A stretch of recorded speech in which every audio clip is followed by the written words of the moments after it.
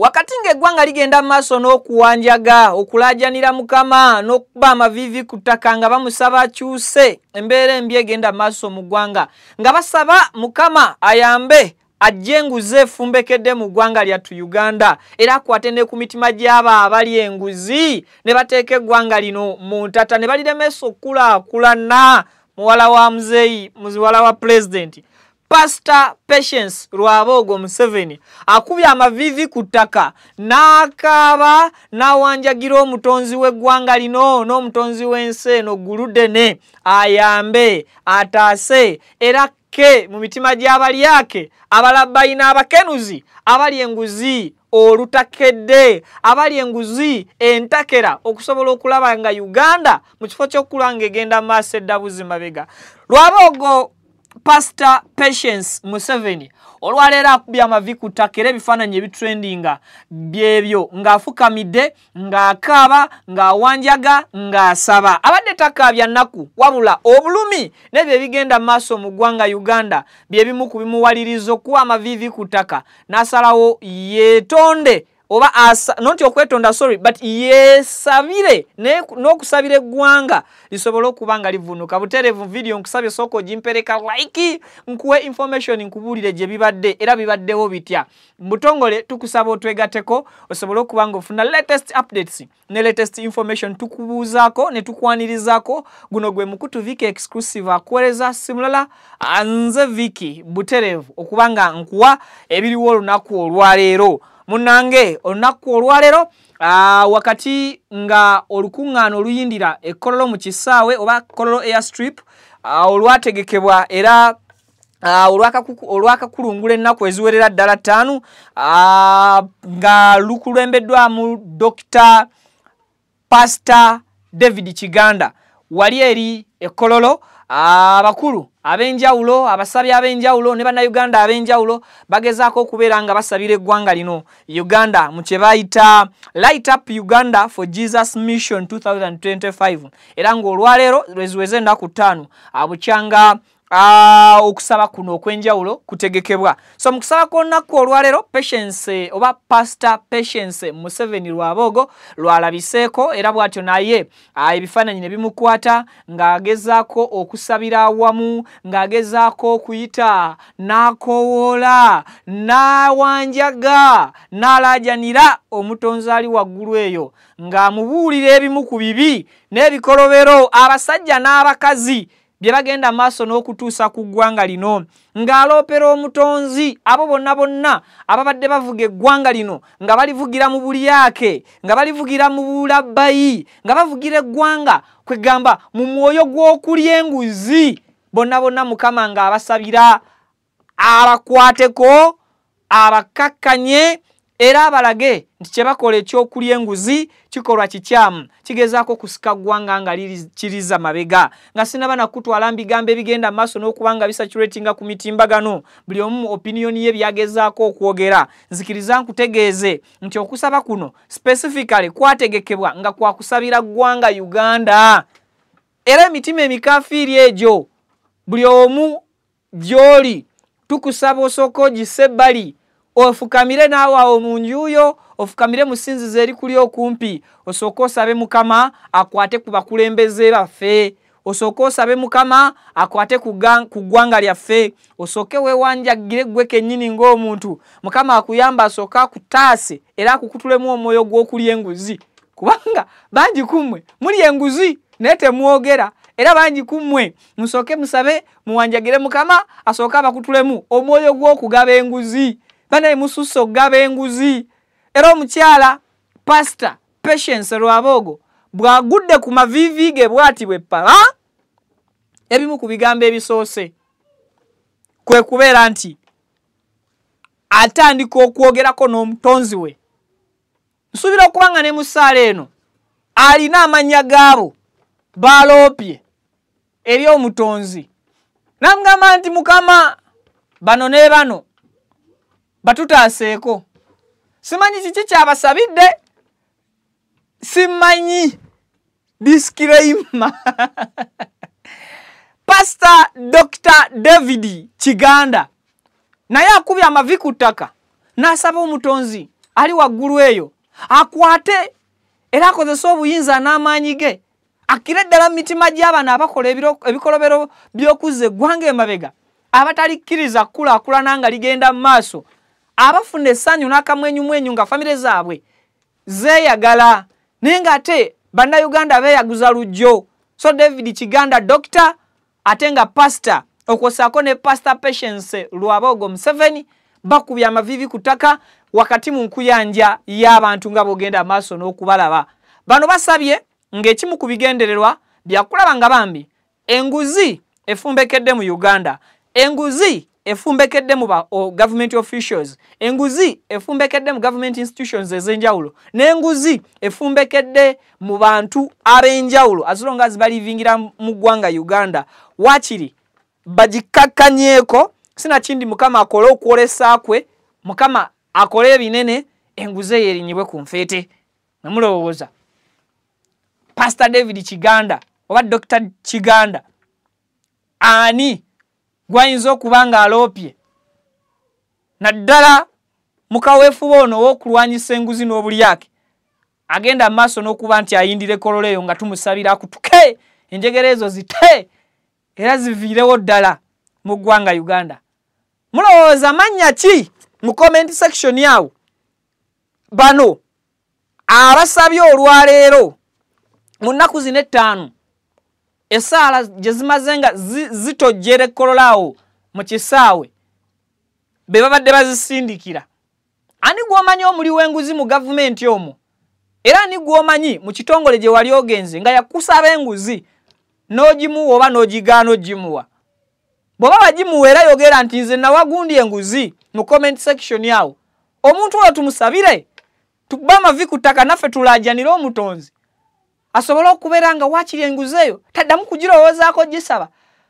Ate naawe Mukama akutaase bw'onaakikola n'otubuulira oyo gwe wawa enguzi ojja kuba weesumuludde ng'ovudde mu kibi waggyeko omugugu ogwo Mukama agenda kuddira obuvumu bwo abukwate abuteeke mu kisero ky'emigugu gyo gwagambe mu baagaba enguzi nkutikkudde ovuddemu.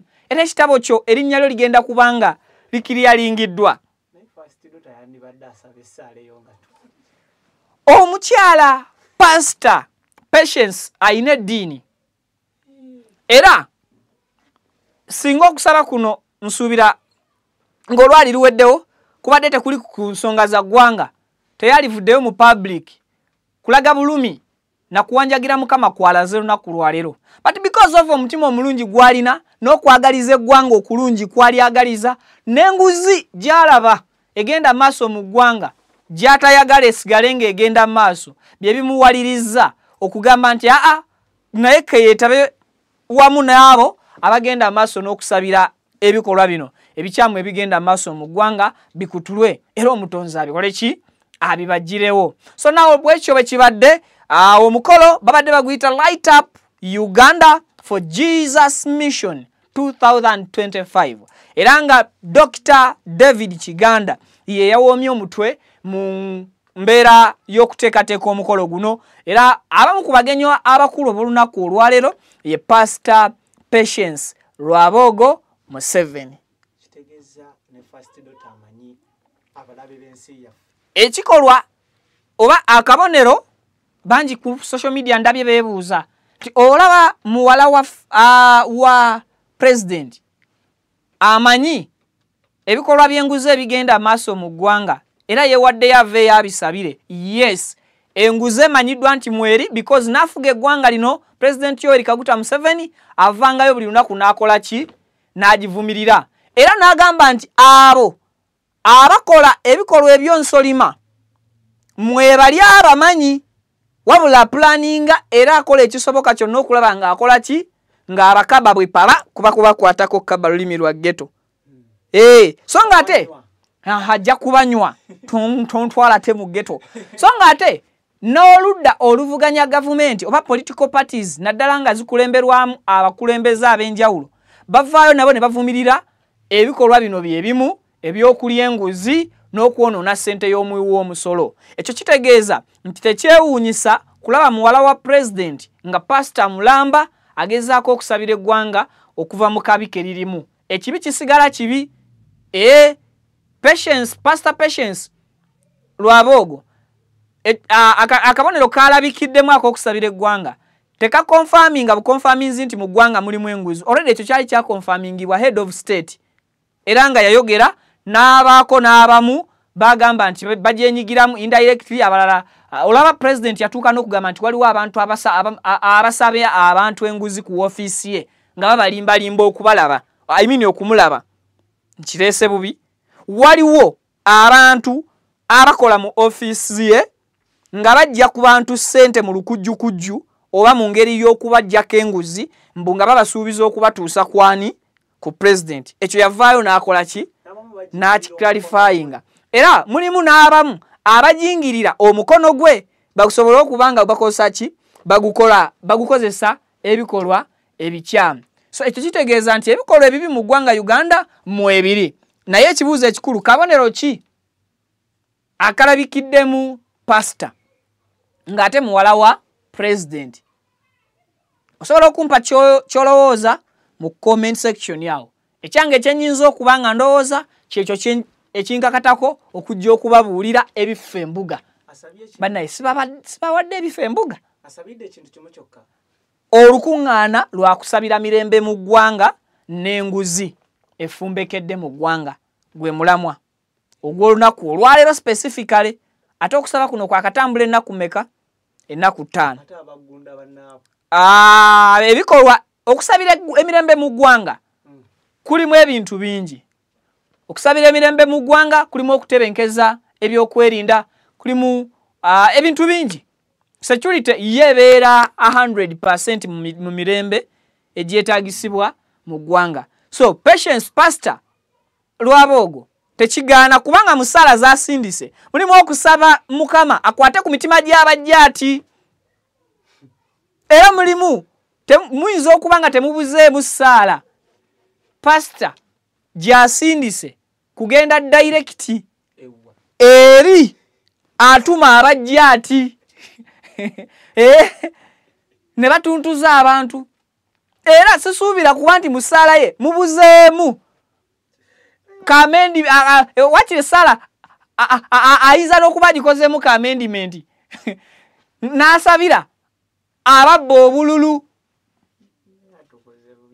mu kalulu akaggwa era n'asaba Mukama akwate ku mitima gy'abalowooza okubba akalulu. Ebyo ndikati nze ndowooza bulowooza. Bannaye ndowooza bulowooza. Ndowooza bulowooza. So sigenda kwongera bingi. Si bibi. Oli waddemba okufukamira nange nsindikeyo essaala. Kotereze kamera. Muzibirize oba mwewombeeke tusabe aliwa nze ngenda kusigala ntunula. Etalimu migo gyange. Si. Nze ngenda kusigala ntunula. Tusaba ali waggulu ddene Mukama Katonda omutonzi w'ensi eno otuyambe okkirize werekerezeeko emirimu mu ofiisi yo ssebo kabaka w'abakabaka osookokke tukimanyi nti oli bize emirimu gy'amawanga giri eyo gikuwalabanya naye ayi taata wulira okulajana kwaffe kyalako mu ggwanga Uganda. Mukama Katonda yamba tetukulagira kusuulawo mirimo gya nsindala mu ofiisi ye girimu. Tetukulagira kuleeta bukambwe bungi kwabo betugenda okukwasa mikono gy'Omukama. Ne tukusaba bw'oba ojja mu ggwanga Uganda ng'ozze okugogola okulongoosa n'okuzza obujja Uganda ekkula lya Africa. Mukama Katonda kitaffe tuyambe otutaase janguyo n'enjegere ezitakutulwa. Janguyo n'enjegere nga ziri ku hot plate. Mukama ozirete abantu abo buli gw'onaakwata tukusaba Mukama nga tonnaba kujja kola amendment mu constitution y'obulamu bw'ensi nga bwe wabuteekerateekera. Akawaayiro akagamba nti alisamu n'ekitala naye alifa kitala buli eyali enguzi mu ggwanga Uganda. Mukama tomutta na nguzi. Buli yali enguzi Mukama mu ggwanga Uganda, making sure nti omuntu oyo omukwata n'olujegere lwaffe luli oluli ku hot plate. Mukama n'omusibiraawo n'omugamba nti kangende nnoonye banno agire nga okyawulira obulumi obwo bwe yatuusa ku ggwanga ku lunaku lwe yali enguzi. Mukama tukusaba taata naffe tukubya amavi ku ttaka. Akuba banne. Oyo yenna wajja ati ng'agenda maaso n'okkuba abantu abatalina musango olw'okuba mukama we eyamutumye waliwo eyamuwadde enguzi n'amugamba nkubira kompitita wange. Kyogedde Yeyo tugende. Nyere sala olulimi tunaluyiga babiri Tugende. Onabaako olumanyi mwakatono tukitegeza tukyuse sala tugikyuse mu lulimi luli tukyuse Mukama byebyo. Amina.